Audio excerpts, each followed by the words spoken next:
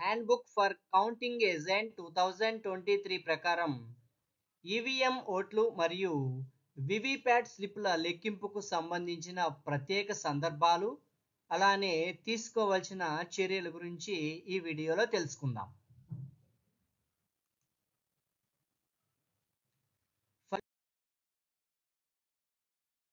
ఫలితాన్ని నిర్ధారించడం. Paper seal చెక్కు చెదరకుండా ఉందని, కంట్రోల్ యూనిట్ పోలింగ్ స్టేషన్లో సరఫరా చేసినట్లే ఉందని, ట్యాంపరింగ్ చేయలేదని నిర్ధారించుకున్న తర్వాత అందులో నమోదైన ఓట్లను లెక్కించాలి. ఇందుకోసం కౌంటింగ్ సూపర్వైజర్ కింది విధానాన్ని అనుసరిస్తారు. కంట్రోల్ యూనిట్ వెనక కంపార్ట్మెంట్లో అందించబడినటువంటి పవర్ స్విచ్ ఆన్ స్థానానికి తీసుకొచ్చి కంట్రోల్ యూనిట్ యొక్క డిస్ప్లే విభాగంలో ఆన్ దీపం ఆకుపచ్చగా మెరుస్తుంది.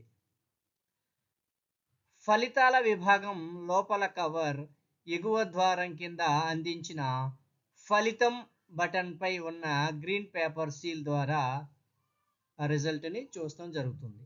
అప్పుడు ఫలితం బటన్ నొక్కబడుతుంది.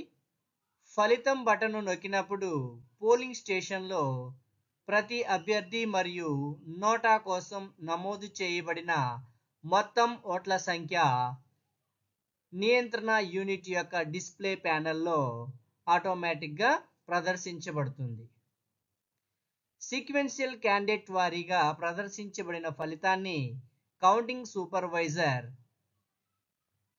పార్ట్ 2 ఫామ్ 17C యొక్క కౌంటింగ్ ఫలితంలో గమనించాల్సి ఉంటుంది. ఫలితం గుర్తించబడిన తర్వాత ఫలితాల విభాగం కవర్ మూసివేయబడుతుంది. అలాగనే నియంత్రణ యూనిట్ స్విచ్ ఆఫ్ చేయబడుతుంది.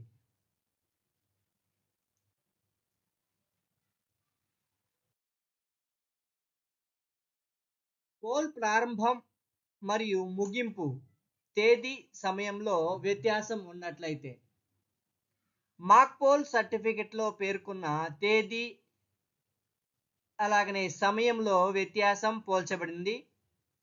కౌంటింగ్ సమయంలో పోలింగ్ ప్రారంభము మరియు ముగింపు తేదీ సమయము వ్యత్యాసంతో తేడా సరిపోలకపోతే ఈవీఎంలు అలాగనే వివిప్యాట్లు పక్కన పెట్టి మరియు విషయాన్ని ఈసీఐకి సూచించబడుతుంది. కౌంటింగ్ సమయంలో గుర్తించిన పోల్ ప్రారంభ మరియు ముగింపు తేదీ సమయంలో తేడాతో సరిపోలితే వ్యత్యాసం అభ్యర్థులకు మరియు వారి ప్రతినిధులకు వివరించాలి. ఆ తర్వాత ఈవీఎంలలో పోలైన ఓట్ల లెక్కింపు సాధారణ పద్ధతిలో జరుగుతుంది.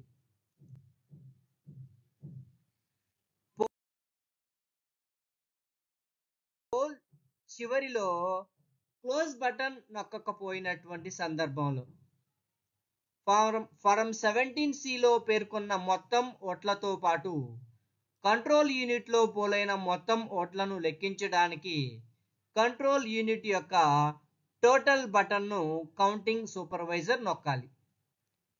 అది సరిపోతుంటే కౌంటింగ్ సూపర్వైజర్ కంట్రోల్ యూనిట్లోని క్లోజ్ బటన్ నొక్కి ఆ తర్వాత ఫలితాల డేటాను పొందటం కోసం ఫలితం బటన్ను నొక్కాలి. అది సరిపోకపోతే పేర్కొన్నటువంటి కంట్రోల్ యూనిట్ దానిని క్యారీయింగ్ కేసు సీల్ చేయబడుతుంది మరియు రిటర్నింగ్ అధికారి కస్టడీలో ఒక ప్రక్కన ఉంచబడుతుంది. మిగిలిన యంత్రాల్లో ఓట్ల లెక్కింపు యథావిధిగా కొనసాగుతుంది.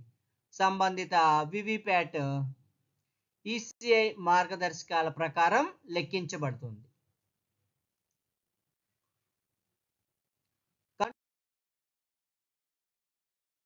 కంట్రోల్ యూనిట్ కౌంటింగ్ సమయంలో ఫలితాన్ని ప్రదర్శించని సందర్భం.